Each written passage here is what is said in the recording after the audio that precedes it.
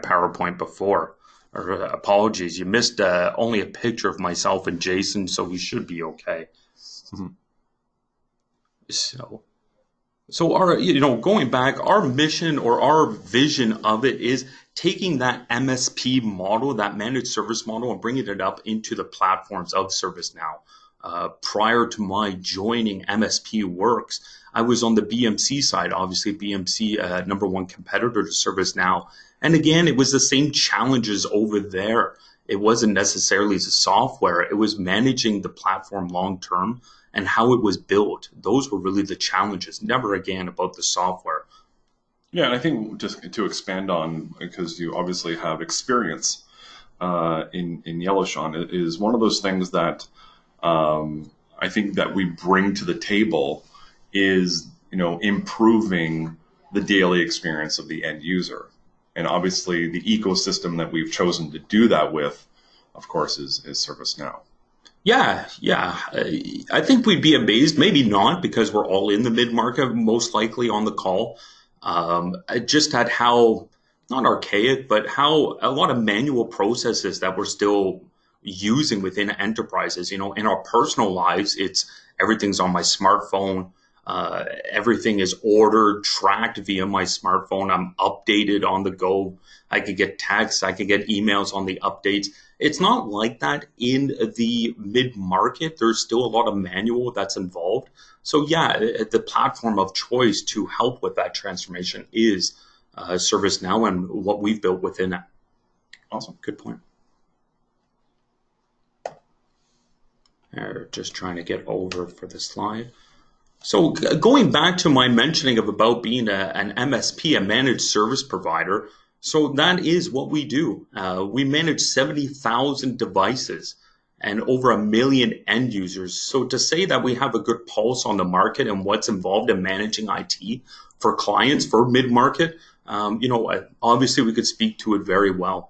We are the number 38, I believe. I think I heard somebody say 31 the other day, but I think they misquoted. But we're the number 38 global managed service provider globally.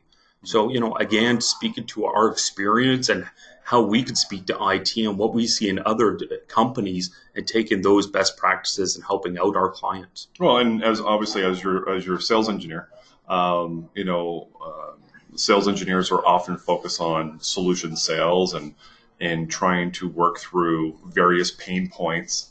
And it's one of those things where we know exactly what you're dealing with because we experience it on a daily basis, which is one of the reasons why we've obviously adopted ServiceNow as a kind of our go-to market strategy, and obviously we use it internally.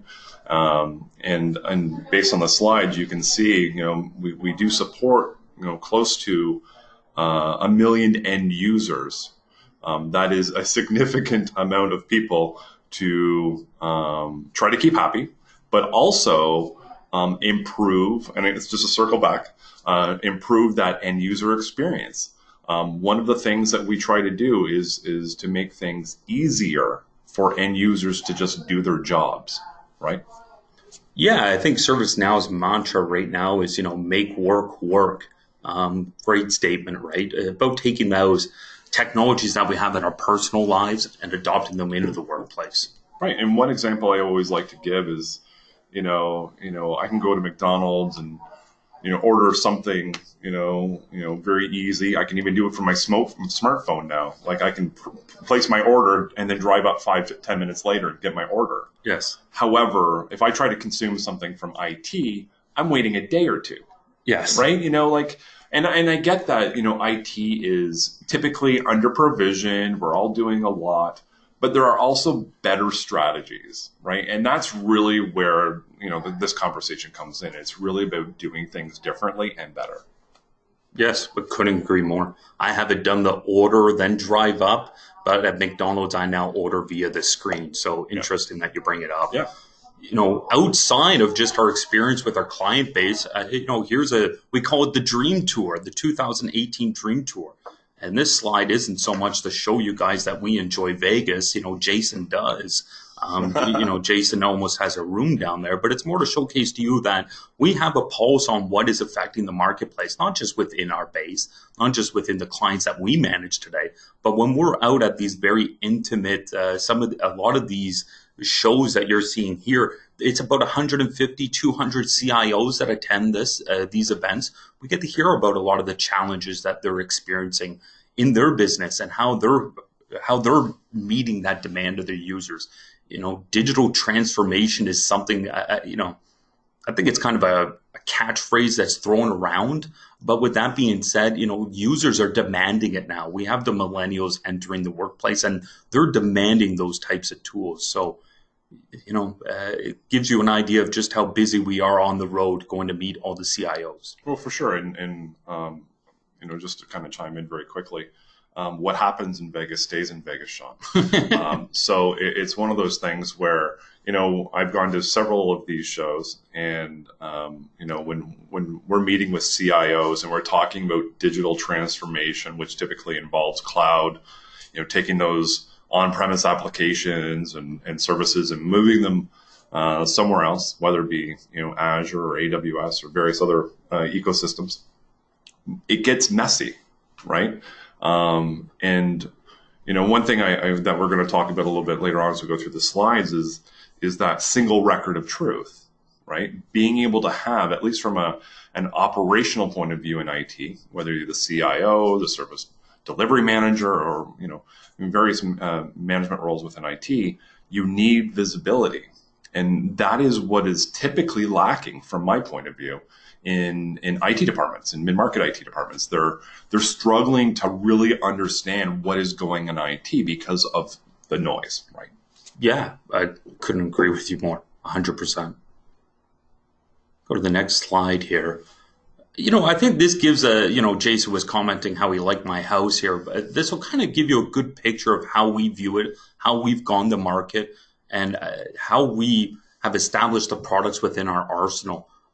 The first thing that we want to help out with, and ServiceNow is a huge one, is removing those manual processes with IT automation. It's very costly, it's error prone, and it can be easily solved with software today. Right. And one thing I always like to point out, and I do love this slide, by the way, first and foremost, IT automation is at the top, which is one of what I would call my bread and butter. It's one of those things where IT automation is more than just scripting and doing things in a kind of a scripted fashion or API to API. It's really about policy automation as well. Fine tuning those policies, and we obviously do that internally as well. We have our VCIO program internally, so we help mid-market ITs really strategize about kind of what to tackle first. So, when we're talking about noise in an environment where there's 2,500 employees, oftentimes they have pains around just hiring service desk people, right? The typical L1, L2, right? And that's where we insert ourselves, right?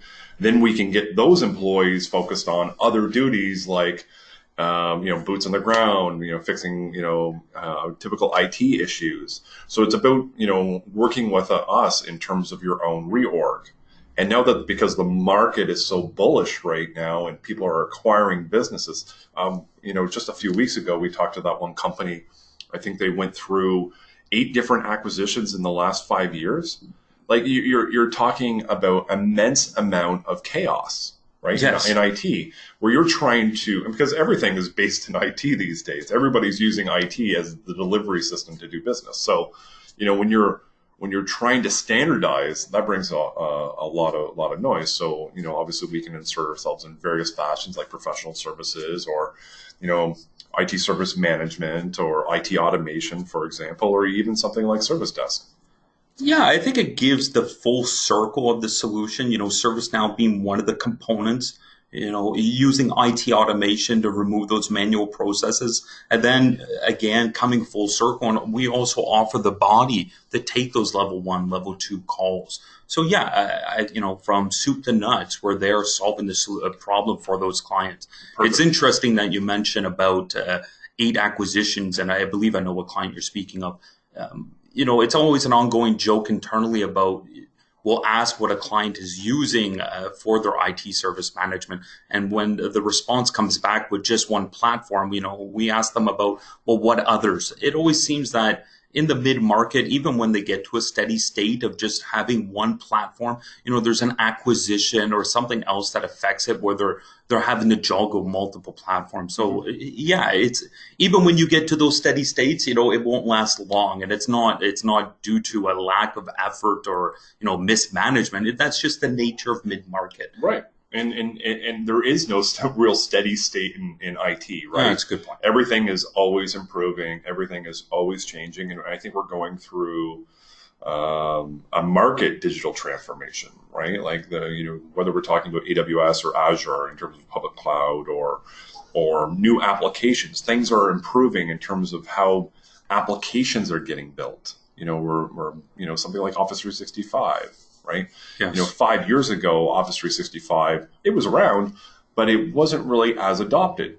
You'd be hard pressed to find an IT department still running Exchange unless they're running it, what we call federated Exchange, and that's fine. But everybody is now putting their kind of eggs into that kind of at least that Office 365 basket. So people are starting there, but now they're branching out into other avenues because one, you're getting better uptime. Right. And obviously ServiceNow has got I think 5 nines or 6 nines of uptime. So they, less than, something like 5 minutes of downtime per year. And that's really what we're kind of trying to bring to the table is that, again, that steady state, right? So that everybody's up and running. We're focusing on the biggest challenges first, something like email. Everybody's using email. So you want something that is always on, always available, right? But also, trying to tackle what's next. Right? Yes. Are we getting into software-defined WAN? Are we getting into, again, AWS or Azure? It's one of those things where we point you in that direction based on kind of your business, right? Agreed. One of the things that we noticed, kind of going back to that 360 solution that we offer with what we view as the managed ITSM market, we see a lot of manual and also a lot of clients doing it all in-house. And as we showcase from left to right here in the graph is, the most expensive way to manage your service desk is to keep it in-house, to keep it with manual, to manage it via Excel sheets. Maybe you're trying to deploy a platform. You're trying to train up your users. There's a lot of risks and a lot of cost associated with that. So following what we think is what we're preaching in the marketplace of, picking a strategic partner to provide those services for you, you can offset that risk with us, and we can provide a turnkey solution, which is really coming back to what the whole premise of this presentation is how do we make ITSM and the service desk, how do we make that a turnkey proposition for you folks in the mid-market? Right. Now, one thing I do want to expand on here is obviously we're talking about improved ROI, right? I think if anybody knows who ServiceNow is, bleeding edge, number 1 or number 2, I think they are worldwide in terms of certainly in terms of revenue. It's one of those things where everyone's adopting ServiceNow, and obviously we bring forth a pre-built technology that provides even more ROI, right? Yes. So it's one of those things where we're not having to spend more time and more money on development and making it work for your business. We've already perfected that. Yeah, it's interesting. At all these shows that I go to, I seem to be the one who draws the shortest stick, and I attend the most with Jason, it seems. The common theme out of every show is always, and it's not just a ServiceNow item, I think it's all these mid-tier products and above, going into the higher tier like ServiceNow or Remedy. It's implementing them. They're scared to implement. They're worried about the challenges of managing it long term. It's never a question of the power of ServiceNow. So exactly to your point, and we'll expand on this in a little bit, we've got a pre-configured, a pre-built solution so that you don't have to worry about training up a developer. You don't have to worry about admins and worried about staffing those individuals. And a lot of people are looking for a prescription. No longer are people, They don't want to tell a professional services organization what they need. They're really looking at us to tell them what we suggest. That's being demanded, frankly, lately. And I think that our pre-built solution, obviously, I mean, it preaches that to its core, right? Move to the next slide. Our pre-built configuration of ServiceNow is what we call Grand Central. And I would say the three main attributes of that is being able to deploy quickly. So your time to market is fast. No longer are you waiting 6 months as you build, incurring those software expenses, or you can be up and running in as little as 4 weeks. Right, and I think that really depends on what I would deem as your ITIL maturity, right? Like 100%. Do you need problem management? Do you need change management? Are you using Excel today? Right? Like yes, we can gradually work, the pre-built model into your organization where we're going to get you up to speed based on your ITIL maturity model. Yeah, 4 weeks is probably extremely ambitious. It is something that I always try to explain, though, and I haven't changed the verbiage yet. It's truly pre-built for you.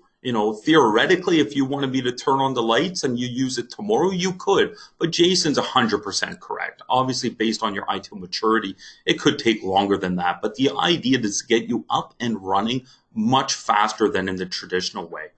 That adds a lot of predictability to your organization, and it removes a lot of risk.